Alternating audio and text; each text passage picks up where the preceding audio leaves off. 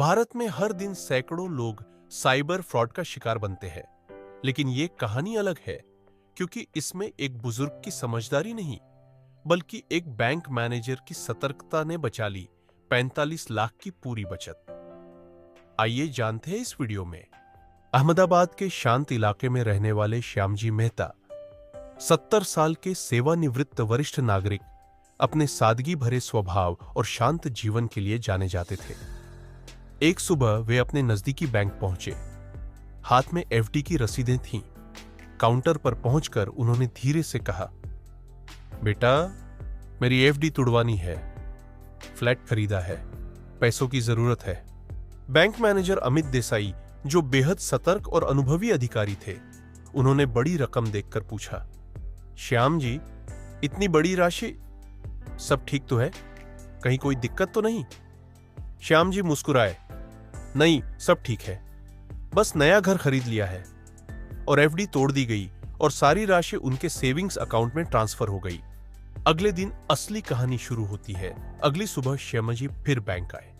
इस बार उनके हाथ में आरटीजीएस फॉर्म था। राशि 45 लाख रुपए। फॉर्म देखकर मैनेजर चौंक गए। राशि ओडिशा के आईसीआईसीआई बैंक के एक अकाउंट में भेजनी थी। अमित देसाई को बात खटकी। उन्होंने आईसीआईसीआई बैंक में उस खाते की जानकारी मांगी। जवाब आया, इस खाते में पिछले 5 साल से एक भी लेन देन नहीं है। अब शक पक्का हो चुका था। अमित ने श्याम जी को अपने केबिन में बुलाया। उन्होंने नरमी से पूछा, श्याम जी, 45 लाख रुपए किसे भेज रहे हैं? यह तो आपने बताया था कि आपको खुद फ्लैट खरीदना है।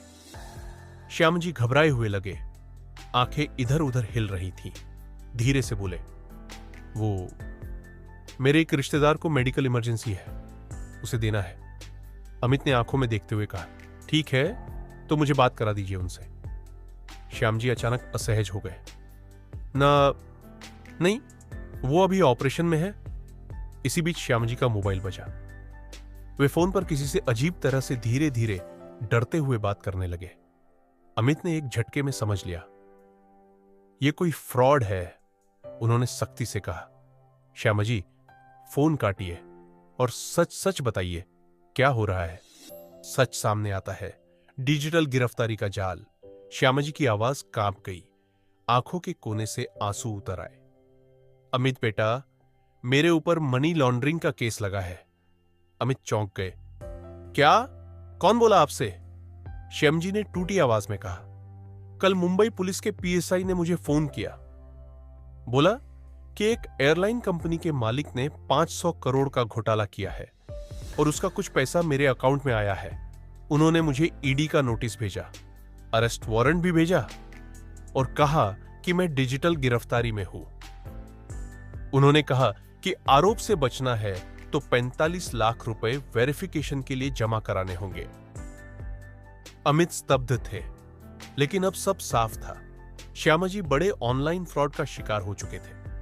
अमित ने तुरंत आरटीजीएस रुकवा दिया। उन्होंने झट से कहा, यह सब झूठ है, कोई डिजिटल गिरफ्तारी नहीं होती, यह एक बड़ा साइबर फ्रॉड है।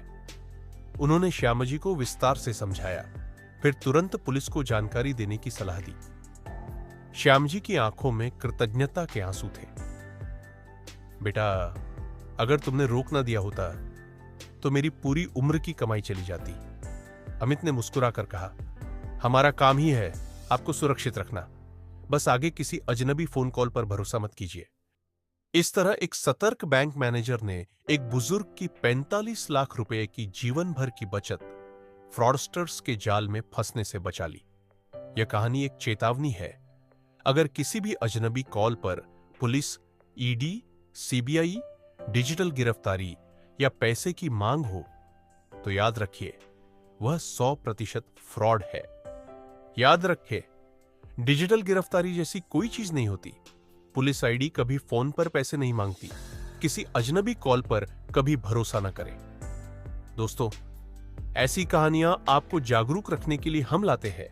अगर आपको यह वीडियो उपयोगी लगा हो तो लाइक और शेयर करें और ऐसे ही रियल लाइफ स्टोरीज के लिए हमारे चैनल को सब्सक्राइब करना न भूलें।